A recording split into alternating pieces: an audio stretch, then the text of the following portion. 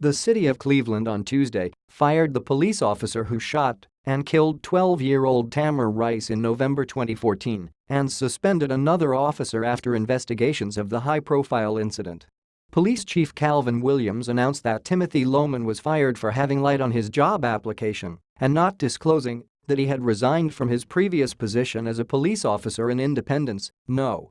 to avoid being fired for insubordination, emotional immaturity, dishonesty and mishandling his gun.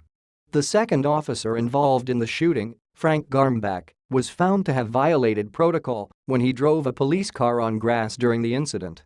He has been suspended for 10 days and ordered to attend tactical training classes. In Cleveland on Tuesday, the reason for the firing did not sit well with some people. "I am relieved Lohman has been fired because he should have never been a police officer anyway," Samaria Rice, Tamir's mother, said at a news conference. "It does make a difference why he was fired. They fired him for lying on his application. I wish they fired him for killing Tamir." City Councilman Jeff Johnson said that while the community is in full agreement over the firing of Lohman, he was disappointed that it wasn't because of the killing. "It's still a feeling that justice has not totally been done in this case. It's like an open sore, and this is not going to help it fully."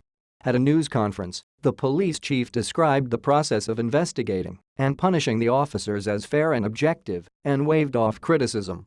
"There's a 12-year-old kid dead," Williams said. "People on both sides are going to say, it wasn't enough, it was too much." Lohman shot Tamir outside a recreation center after responding to a 911 call about a person sitting on a swing waving a gun. "There is a guy with a pistol. It's probably fake, but he's pointing it at everybody," the caller told the dispatcher. The dispatcher, however, didn't tell the officers that the gun might be fake, a failure that resulted in the dispatcher being suspended for 8 days earlier this year. Tamir was sitting on a picnic bench under a gazebo when officers arrived at the scene, according to a video of the incident. The boy then walked out of the gazebo as the police car drove onto the grass and Lohman got out. Seconds later, Tamir was shot dead.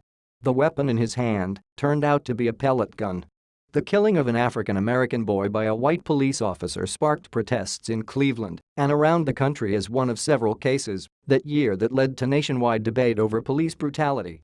The Cuyahoga County Prosecutor's office investigated and in 2015 announced that officers Lohman and Garmbach would not face criminal charges. In 2016, the city reached a $6 million settlement in a wrongful death suit filed by the boy's family.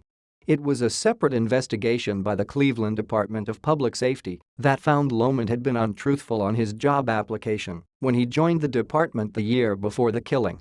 It also found that Lohman possessed an inability to emotionally function, that he did not follow simple directions, and he had failed to get hired at other police departments. And APO's defined planned PARTNTHOOD and APOs has gained momentum.